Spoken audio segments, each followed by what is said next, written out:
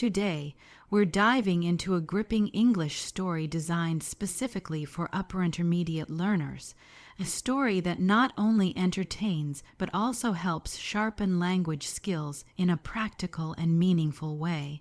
It's not just about reading or listening, it's about experiencing the language as it unfolds through an intense and thrilling narrative. This story, Hacker's Revenge, takes us deep into the digital world where secrets are hidden in encrypted codes and danger lurks behind every click. From the very first line, the atmosphere pulls you in. The tension builds slowly, layer by layer, through a realistic plot that mirrors the complexity of today's world. It's this gripping setup that makes it such a powerful learning tool. Rather than memorizing vocabulary lists or repeating dry phrases, you're placed right into a scenario where the language matters, where the words, the tone, the pacing all contribute to meaning and suspense. For upper intermediate learners, that's gold. At this stage, learners are ready to move beyond basic conversations and textbook dialogues. They need to hear how English is actually used, naturally, emotionally, and sometimes urgently. A story like this offers that kind of exposure. It shows how people speak under pressure, how tone can completely change the meaning of a sentence, and how different words can signal trust, threat, curiosity, or deception. One of the most effective aspects of this particular story is how it challenges comprehension without overwhelming the listener. The vocabulary is chosen carefully.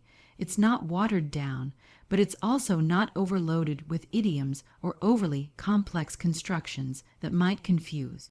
Instead, it introduces new terms in a meaningful context. For example, when the protagonist talks about firewalls or data breaches, learners get the benefit of both new vocabulary and a clear understanding of what those terms mean within the story. These aren't just random words. They're vital to the plot, which makes them easier to remember. At the same time, the pacing of the narration is intentional. It's not rushed, allowing listeners to follow along and absorb the dialogue without needing to pause constantly. That's especially important for learners building their listening confidence. They get a real sense of how English flows, how sentences rise and fall with emotion, and how speakers pause for effect or emphasis. It's more than just hearing English, it's understanding its rhythm. The character interactions are another highlight. Upper intermediate learners often struggle with nuance, those subtle shifts in meaning that come from tone, context, or word choice. In Hacker's Revenge, the dialogue is rich with nuance. You'll notice how suspicion creeps in through a character's hesitation, or how sarcasm changes the tone of a line. Picking up on these moments helps learners develop stronger listening skills and teaches them how to read between the lines, something that's hard to teach in a classroom but essential in real-life communication. And while the story is filled with drama and suspense, it's also structured to help learners follow along. Key moments are emphasized through repetition or clarification, and vocabulary is often reinforced later in the narrative. So if a word appears early on and might not be familiar, it's likely to come back again, this time in a slightly different context, helping cement its meaning. That's powerful learning design baked into the story itself. It's also worth noting how immersive the experience becomes. Because the plot is so engaging, learners forget they're studying. They become emotionally invested in what happens next, which makes them more motivated to understand every word. That's one of the most effective ways to build fluency, when the language becomes a tool, not a task. Finally, for learners who want to go even deeper, there's the option to read along with subtitles or transcripts. This reinforces both reading and listening skills simultaneously and gives them a chance to see how words are spelled, how sentences are structured, and how punctuation affects delivery, All of these elements work together to make Hacker's Revenge an incredibly effective story for learners at this level. Language learning works best when it's meaningful, and this story proves that. It's gripping, smart, and perfectly suited for those who want to take their English to the next level, not just by understanding the words, but by living the language through story. One of the most powerful elements of this story is how it's focused on real-world vocabulary and listening skill building. At the heart of language learning, especially for those at an upper intermediate level, is the ability to take the language beyond the classroom and apply it in real, practical situations. That's exactly what this story encourages. It's not filled with unnatural phrases or overly academic expressions. Instead, it introduces the kind of vocabulary that someone might hear in a conversation, in the news, or even in the workplace, especially in modern, tech-related contexts where English dominates. Throughout the story, the listener is exposed to vocabulary that's not only relevant but also rooted in the digital age. Words like network breach, data leak, cybersecurity, and encryption aren't just buzzwords here. They're part of the unfolding drama. And because they're woven into the plot, they're easier to understand and remember. This is one of the key reasons real-world vocabulary sticks. It's connected to something meaningful. When you hear a character say, "The firewall was bypassed," it's not just a technical term, it's part of the suspense.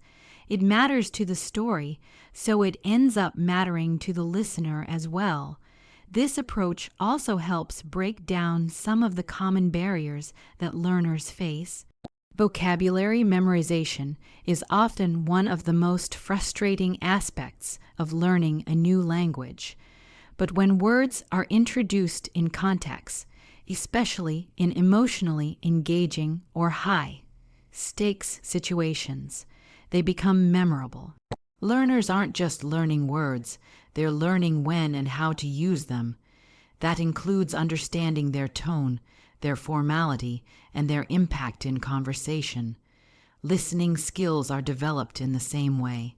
This story is narrated clearly, with a pace that allows listeners to absorb the language without feeling rushed, but it doesn't stop there. The story also includes natural variations in tone, speed, and emphasis, all of which reflect how English is spoken in the real world. These shifts in speech are essential for learners who want to develop true listening fluency. It's not just about hearing words. It's about catching nuance, understanding pauses, recognizing sarcasm, and identifying when something is a question, a command, or a warning. The dialogue in the story plays a huge role in this. Unlike scripted textbook dialogues, which often feel stiff or overly structured, the conversations in this story flow naturally. Characters interrupt each other, pause to think, change direction mid-sentence, just like real people do. These are the kinds of listening challenges learners will face outside of study environments. By being exposed to them in a story format, they're able to train their ears gradually and confidently. Another strength is the variety of sentence structures used throughout the narrative. Real-world English isn't all short, basic sentences. It involves complex sentences, conditional forms, and even passive voice, especially in professional or technical settings. The story introduces these structures in a way that feels authentic. For instance, a line like, "If the system had been updated, the breach could have been prevented," it doesn't just teach grammar, it demonstrates how English speakers naturally discuss cause and effect. That's incredibly useful for learners who are moving from intermediate to advanced levels. Plus, the repetition and reinforcement of key vocabulary throughout the story are done strategically. A new term may be introduced once in a dramatic moment, then used again in a quieter scene to reinforce its meaning. This repetition, without being obvious or tedious, gives learners multiple opportunities to hear the same word or phrase in different contexts. Over time, It builds familiarity and confidence, helping them use those words correctly in their own speech or writing. The story also helps bridge the gap between passive and active learning. Many learners can recognize vocabulary when they hear it, but they struggle to use it themselves. By hearing new words multiple times, pronounced clearly and used naturally, they start to internalize those patterns. They begin to hear themselves thinking in English, forming similar sentences, using the same expressions, and that's when true progress happens. In today's world, especially in professional and digital environments, the ability to understand and use real-world English is essential. This story doesn't just entertain. It prepares learners for those environments by offering authentic exposure to the kind of language they'll actually use. Whether they are working in tech, studying abroad, or simply watching a movie without subtitles, they'll find that the words and phrases from this story come back to them, not because they memorized them, but because they lived them through the story. That's the kind of learning that lasts. What makes this story especially captivating is how it follows a digital mystery full of suspense and clever twists. It's not just another English story. It's a thriller that keeps you guessing at every turn.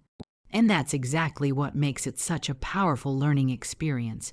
You're not just passively listening, you're fully engaged, trying to figure out what's going to happen next. That level of emotional involvement pulls you deeper into the language without even realizing it.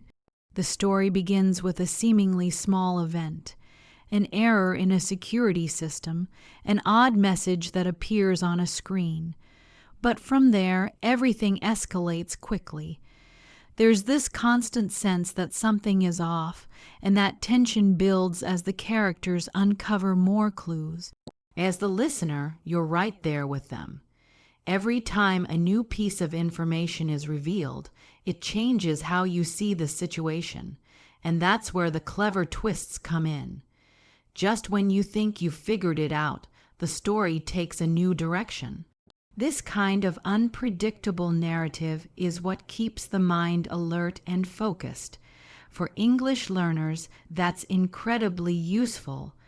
When a story is too predictable, it's easy to zone out or stop paying close attention to the words.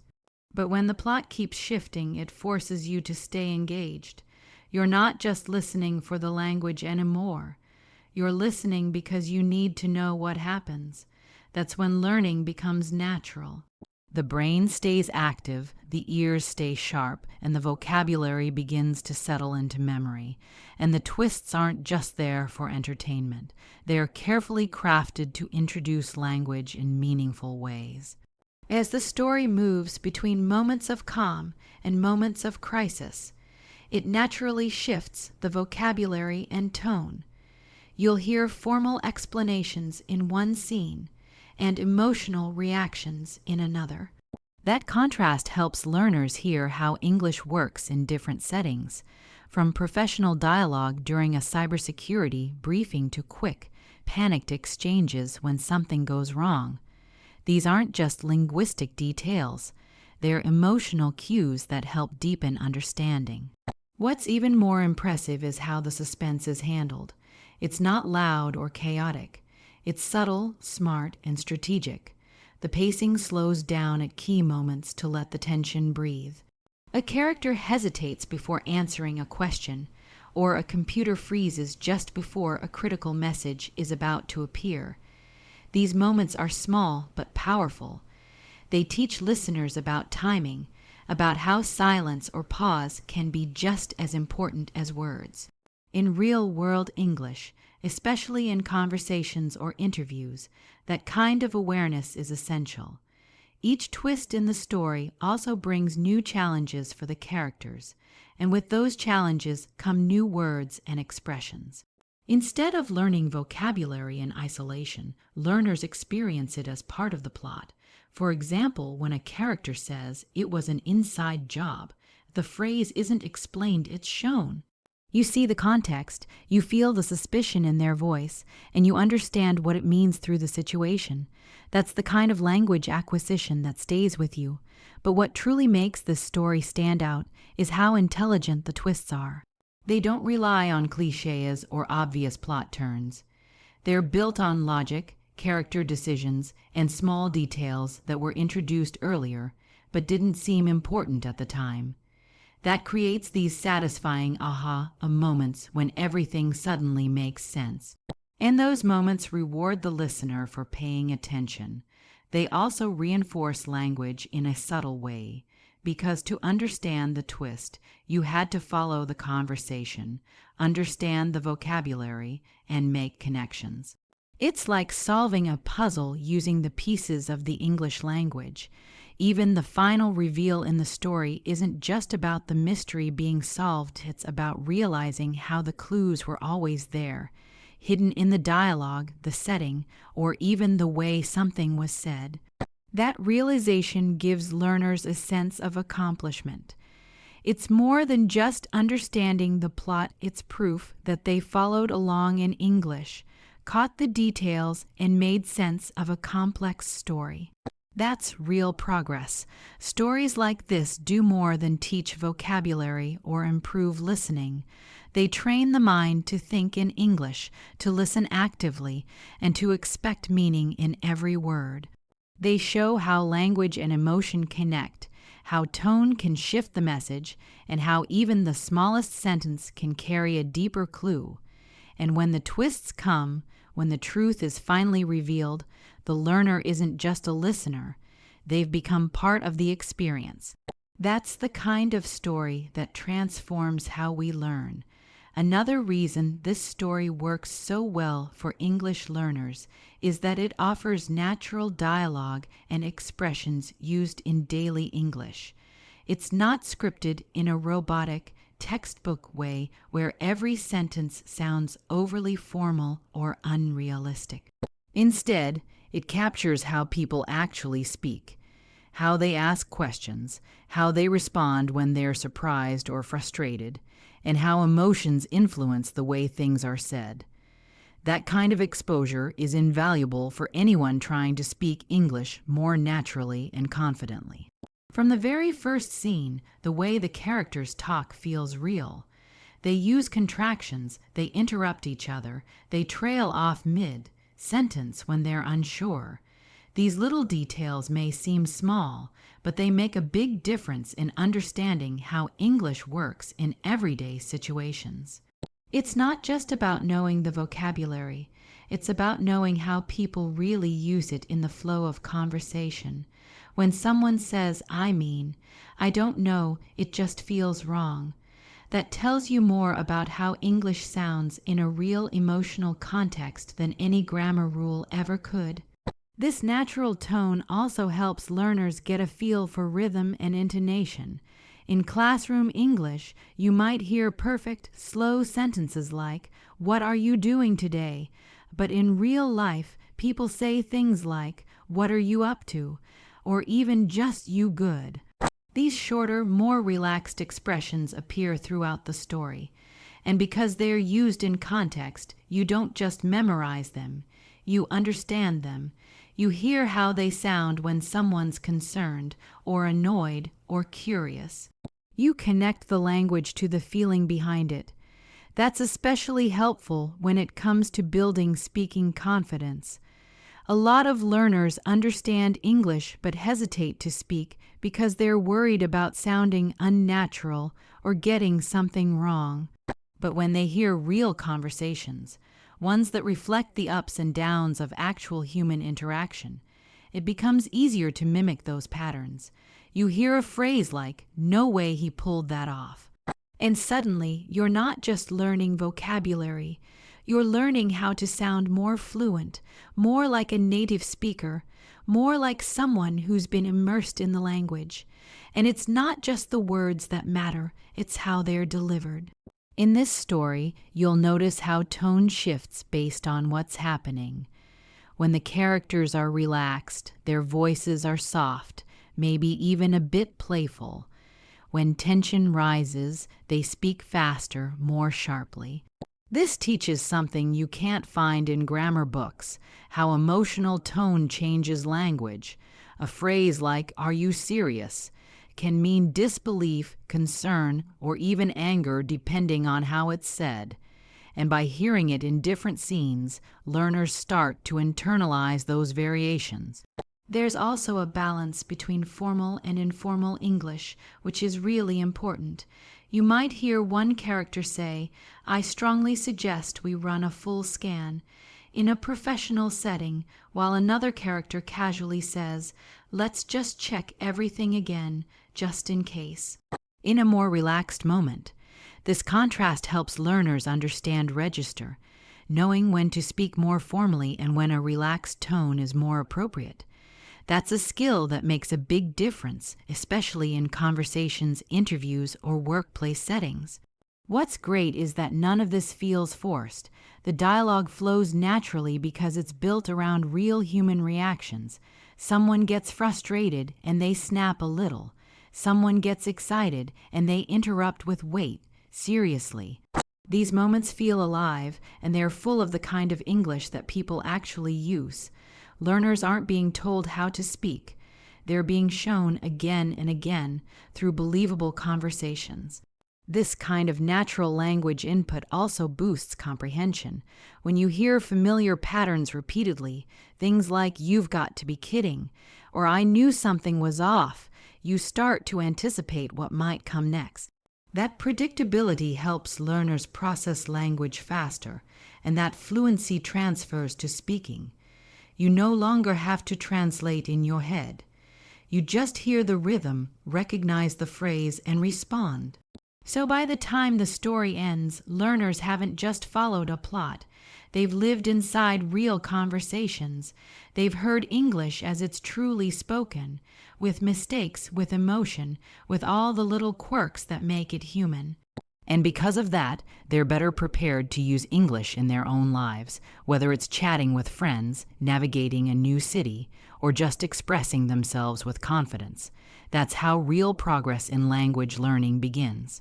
One of the most helpful features of this story is that it includes subtitles and slow narration for better comprehension. That might sound simple, but for someone learning English, especially at the upper intermediate level, it makes a world of difference. It bridges the gap between hearing and understanding, between passive listening and active learning, and it creates an environment where learners can feel confident, not overwhelmed, as they move through a more complex story. When the narration is done at a slower, controlled pace, it allows learners to actually hear the language, the full words, the pronunciation, the connections between sounds. In fast native speech, words often blend together. A phrase like "did you get it" can sound like "d, you get it," and unless someone's already familiar with that reduction, they might miss it completely. But when it's spoken clearly and deliberately, it becomes much easier to follow. And once you've heard it slowly a few times, you start recognizing it even when it's said quickly later on. This is how listening skills truly develop, not by jumping straight into complex audio, but by gradually building confidence through clarity and repetition. The slow narration gives learners time to think while they listen. They can focus on how the sentence is structured, what the key words are, and how the emotion is carried in the speaker's voice. It's almost like having a teacher right there, guiding the experience, but without stopping the story. That kind of immersive support is incredibly effective. Subtitles add another layer of understanding. When you can see the words as you hear them, everything starts to connect more quickly. It's not just about understanding the plot. It's about matching sounds with spelling, recognizing sentence patterns, and noticing new vocabulary in real use. Subtitles reinforce what the ear is hearing, and for many learners, that visual aid helps them retain words longer and use them more accurately later on. And it's not just individual words, it's full expressions, phrasal verbs, and even tone indicators. A phrase like "give it a shot" might confuse someone hearing it for the first time, but when they see it written as the character says it, the meaning clicks. They're not left guessing. They get to connect idiomatic language with real context, and that's something that traditional lessons often struggle to provide. Another advantage of subtitles and slower speech is that it encourages self-correction. Learners begin to notice their own misunderstandings or pronunciation errors. Maybe they thought a character said "go ahead" when they actually said "go ahead and check." That small difference might change the meaning entirely. Seeing the full line helps the listener understand what they missed, and that's a huge step forward in comprehension. What's also worth noting is how this setup supports different learning styles. Some people learn best by listening, others by reading. When both options are available at once, everyone benefits. Visual learners can follow along with the text, while auditory learners can tune into the way words are stressed and pronounced. Together, these reinforce each other and accelerate the overall learning process. There's also something very empowering about being able to watch and understand a full English story without feeling lost. The slower narration doesn't dumb anything down. It simply gives the listener space to absorb everything. And the subtitles aren't a crutch. They are a tool. They let learners double-check, confirm their understanding, and move forward with more confidence. Over time, many start using them less and less as their skills improve naturally. And this doesn't just affect listening and vocabulary. It also improves pronunciation. By seeing the word, hearing it slowly, and then repeating it, learners get a better sense of how English sounds are formed. It's like practicing shadowing in real time. You don't have to guess at how something is said. You hear it, you see it, and then you try it yourself. It becomes a cycle of input and output that really works. By the time the story ends, the learner has done so much more than just watch. They've trained their ear, built their vocabulary, reinforced grammar, and gained insight into natural speech, all without needing to stop or rewatch.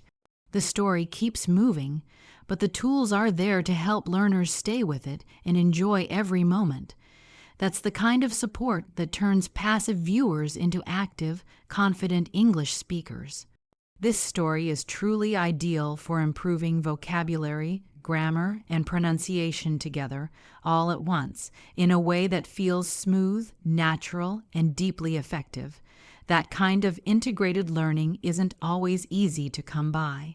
Most traditional methods tend to separate these skills into isolated lessons. Vocabulary in one chapter, grammar exercises in another, and maybe pronunciation thrown in as a side note. But in real communication, all of these skills happen at the same time.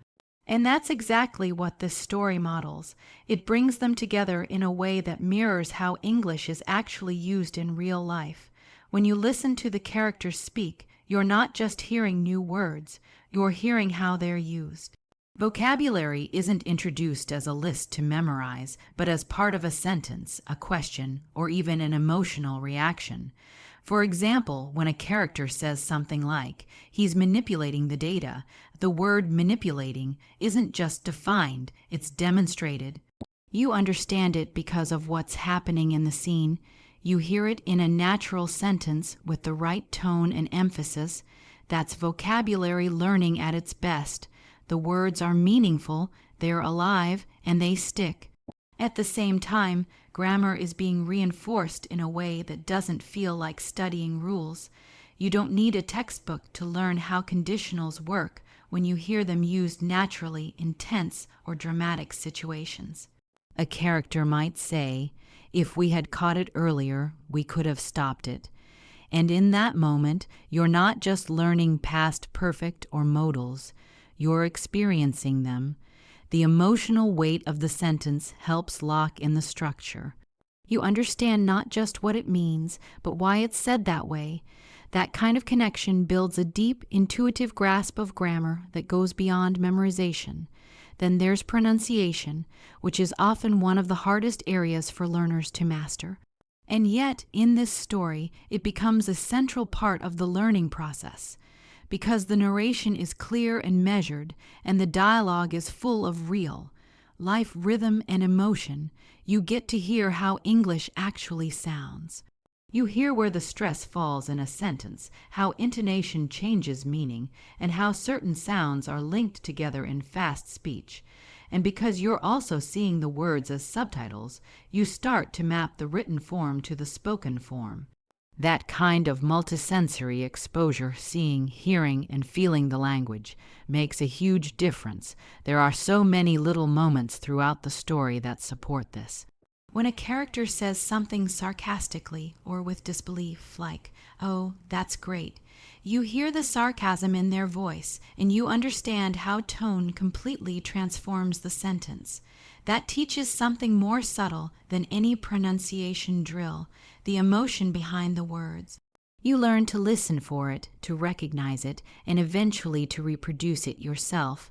Another powerful aspect is how the story provides repeated exposure without being repetitive. Important vocabulary and grammar structures appear more than once, but always in new ways. That reinforces the learning without making it boring. The word breach, for instance, might first appear in a technical explanation, then later in a heated argument, and finally in a quiet reflection. Each time, the word gains more depth, more nuance, and it becomes part of your mental dictionary, not as a dry definition, but as a living, flexible tool.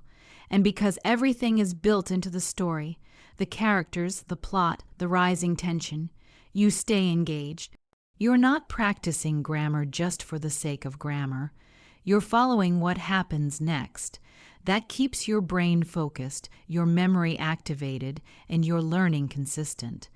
The emotional involvement boosts retention in a way that no worksheet ever could. It's also encouraging to see how learners can pick up real conversation habits without even realizing it. Phrases like "you've got to be kidding," or "let me think for a second," appear naturally, and after hearing them a few times, you find yourself starting to use them. That's how fluency builds, not by trying to force language out, but by absorbing it until it flows on its own. So with this one story, learners get a full, immersive experience where vocabulary, grammar, and pronunciation work together in perfect balance.